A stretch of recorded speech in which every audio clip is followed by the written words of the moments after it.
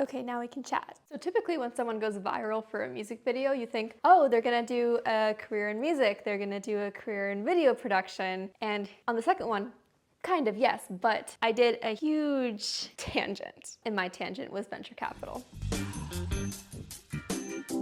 Not quite your typical alternative career, but it was in my path. Okay, so how on earth was it in my path? So if you watched the previous video of mine, I talk about how I was a master's student at Oxford when I was doing that music video. So while that music video was going viral, which was the summer after my master's program, I was also doing tons of job applications. I don't think I really thought about that music video being the start to a YouTube career. Looking back on it, it probably could have been if I had oriented myself that way. But this job offer came in before I could even do so. So after months of applying to jobs, I got an interview at a VC firm that was investing in CPG goods, which means consumer product goods. They were specializing in the health and wellness space, and they were based in Los Angeles, which is where I moved back home to after Oxford. I'd applied to jobs in London too, and most of my friends were staying in London, and so I definitely wanted to keep that pathway open, but I didn't get hired at any of the positions I was applying for in the UK. And I did know that I wanted a career ultimately in the entertainment industry, and so why would I not go home to the place where it was already headquartered?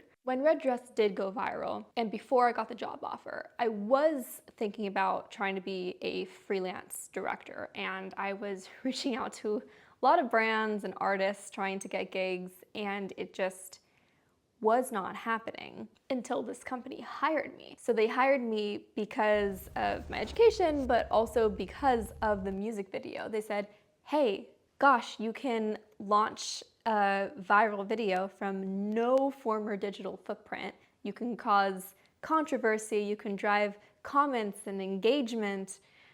Can you come do this for our brands? Can you come do this for the companies and the founders that we're investing in? So they were originally hiring for a role with the title of Director of Social. But with what they wanted and what I was capable of doing, I said, hey, can I come in and change this a little bit? What if we made this role a little bigger and made it Director of Media? And I came in and not only designed social media strategy, but also created in-house production capabilities for your company. This is something that most venture capital VC firms do not have. It is very rare to have production capability in-house and hence cheaper, more accessible, more affordable, more efficient. So I became someone who knew how to scale a brand and knew how to do so with content. So I eventually also started co-founding companies at this firm as well. This was a really neat way to build my director's reel. So it was serving both purposes, right? It was giving me financial freedom, which after school is all most of us want. We want to be able to be independent in the world. And it also gave me security as a director. Most people starting out as directors or starting out in any kind of production capability or capacity have to do freelance. And there is a lot of instability in that. It's really hard. But this position allowed me to have all of those clients in-house, those founders who needed to tell their stories and build a digital identity for themselves and their brand were coming to me instead. And that was amazing. So for those who are interested in the nitty-gritty of what this looks like, let's do it. For production, the companies that my firm was investing in, they would pay for production costs. They would basically pay for all costs not associated with the labor I was contributing. So on some projects, on most of the projects, I was the director, the producer, the writer, most of the times also the editor, and this all knocked off costs for the companies. Because they were in this VC's network, they were getting whatever the VC was contributing for free, because it's in the VC's interest as well. They want this company to do well, they want it to scale, everyone wins. For commercial shoots, the only things that the company would not get for free were things like the set and the cast and my crew that I was bringing in. And that was good also to keep flexible, because depending on how much budget this company had or wanted to dedicate to digital marketing, it would change the scale and the production value of the commercial we were doing.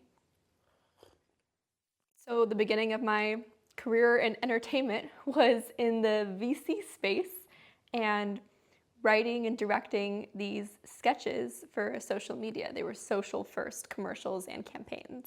I worked with a lot of different kinds of founders. The best founders wanted to stand out. Because my background was this controversial music video, I always wanted to do something that rode that edge of safe versus bold. So the founders I enjoyed working with the most were the ones who erred on the side of bold. And lucky for me, this was the ethos of the company I was working at as well. They wanted companies and founders that were going to be disruptive to their respective marketplaces. That afforded me a lot of freedom. I remember one of my first commercials there was for a woman's hormonal supplement for vaginal health.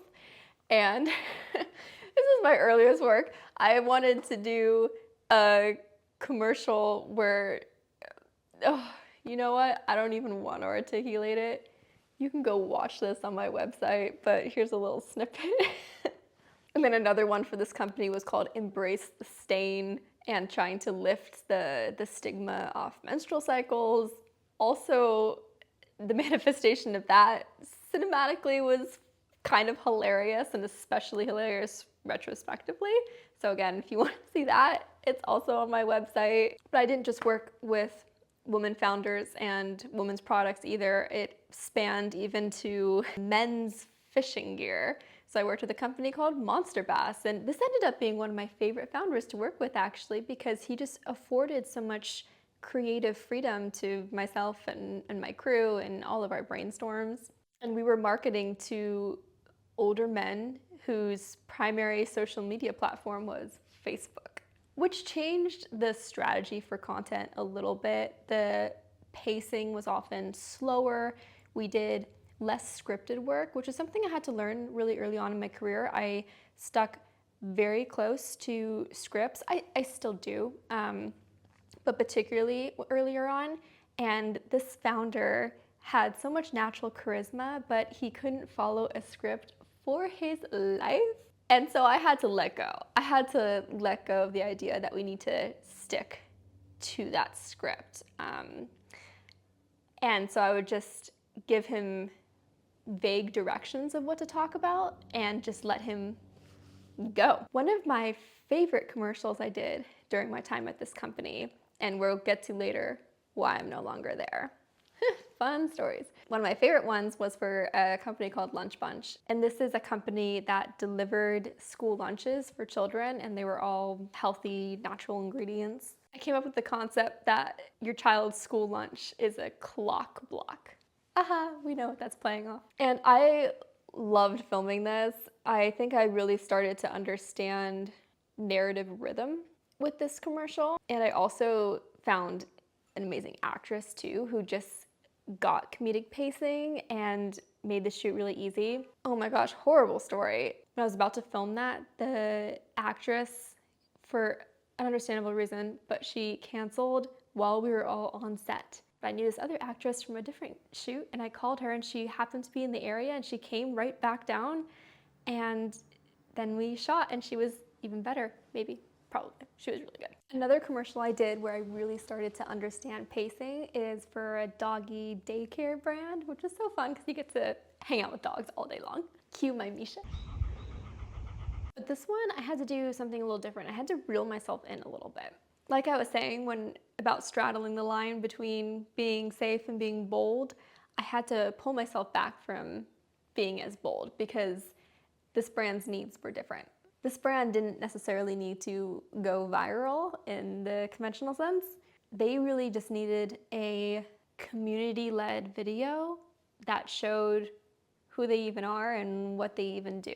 So beyond doing these commercials for the brands at this VC firm I was working at, I also did myriad of random things. I did start co-founding companies with them, worked with their head of investor relations on press events. I led an entrepreneurship week where I would bring in high schoolers and college students and put them in respective groups, and this would be an opportunity for them to work at our VC offices and learn how to scale a brand. And each group would come up with an idea for a company, and they would scale it with the help of a dedicated advisor from our VC team. And at the end of the week, they would do a mock pitch to real investors. So I led this little giving back program and found a lot of value in it. I'm really glad I did that. So all in all, what that means is that working at the VC firm was in many ways like working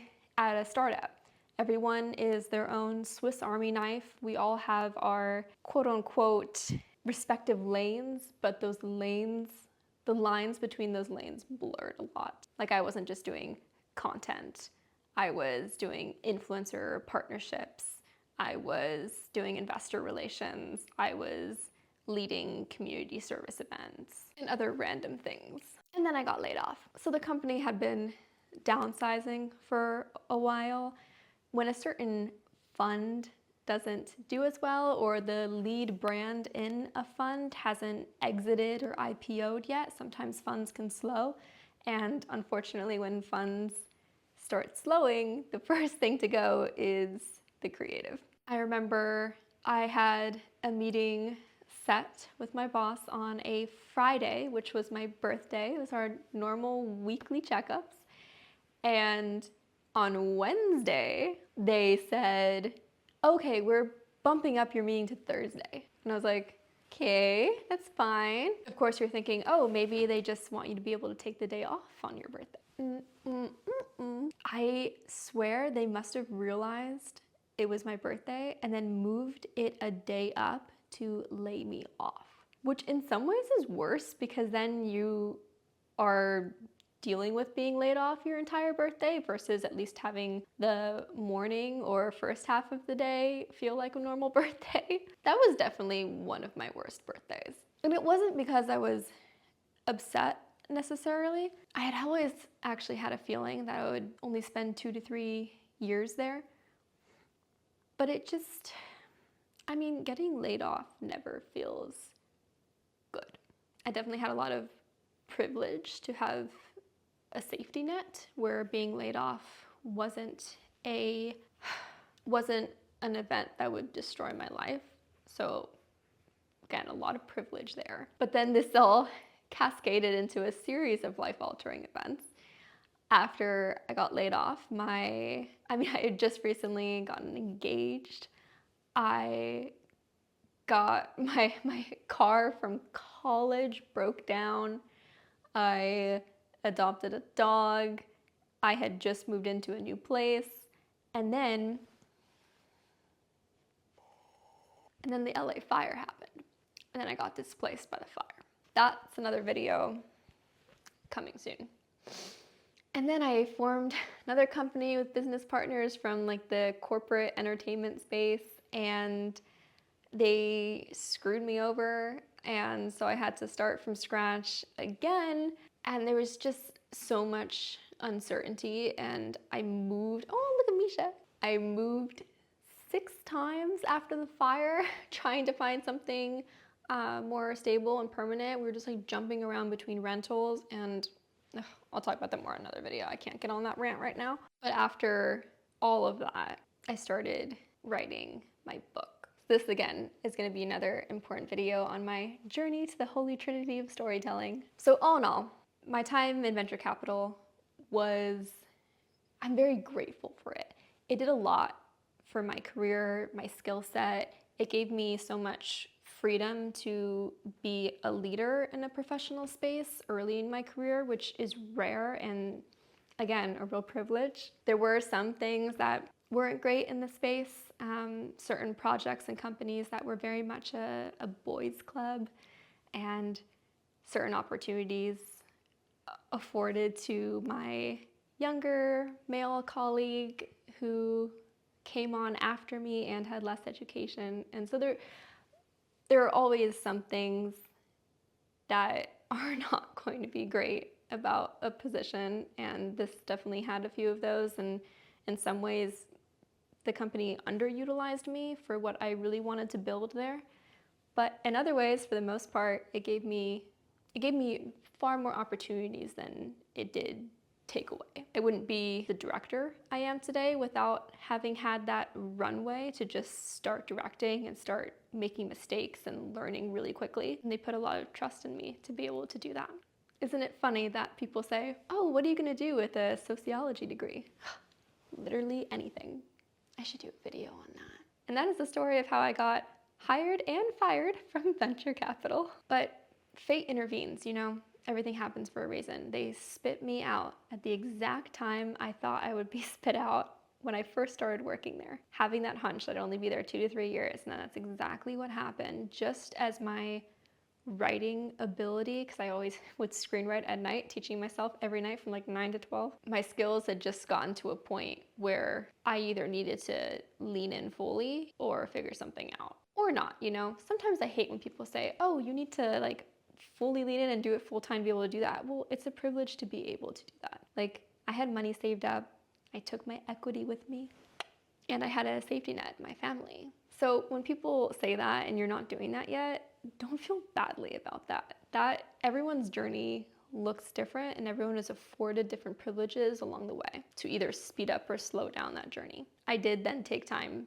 to write my book, which is part of the Holy Trinity, and I'm excited for what's to come. I'm grateful for my time in VC and the person it made me professionally. And I hope this inspires you to think outside the box and say yes to opportunities that are unexpected, but might get you where you want to go in just a different way. So until next time, until the next stop on the Holy Trinity Yellow Brick Road, cheers. This is gonna be the time where I like just awkwardly watch you considering clicking the next video. Click